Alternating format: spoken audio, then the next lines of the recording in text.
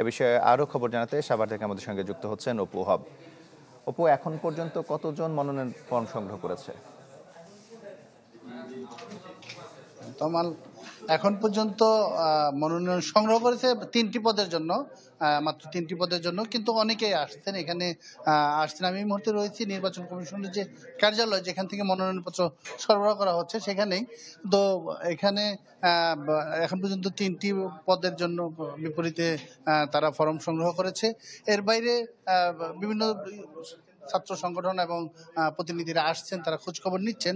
এখান থেকেই মূলত দেওয়া হচ্ছে, এখনো কার্যক্রম চলছে। আমি একটু যদি দেখাতে চাই আপনাকে, এখানে 32 বছর পর যেহেতু নির্বাচন অনুষ্ঠিত হচ্ছে, ছাত্র সংসদ এবং হল সংসদ, প্রত্যেকের মধ্যে কিন্তু উৎসাহ উদ্দীপনা বিরাজ করছে। বিশ্ববিদ্যালয় প্রশাসনও তৎপরতা বাড়িয়েছে, তারা সানন্দে কাজ করছে, এবং শিক্ষার্থীরা, বিশেষ করে শিক্ষার্থী যারা রয়েছেন, তারা কিন্তু উৎসাহ উদ্দীপনার সাথে তারা তাদের দল গোছাচ্ছেন, তাদেরকে কিভাবে প্যানেল সাজাবেন। আগামীকাল পর্যন্ত যেহেতু মনোনয়নপত্র সংগ্রহ করা যাবে, এজন্য তারা সকল শিক্ষার্থীরা তারা জোটবদ্ধ হচ্ছেন মূলত। জানেন যে বিশ্ববিদ্যালয়ের প্যানেল বেশিরভাগ বেশিরভাগ প্রার্থীরাই প্যানেলের ভিত্তিতে করবে, এই জন্য তারা প্যানেল নির্বাচন করেছেন।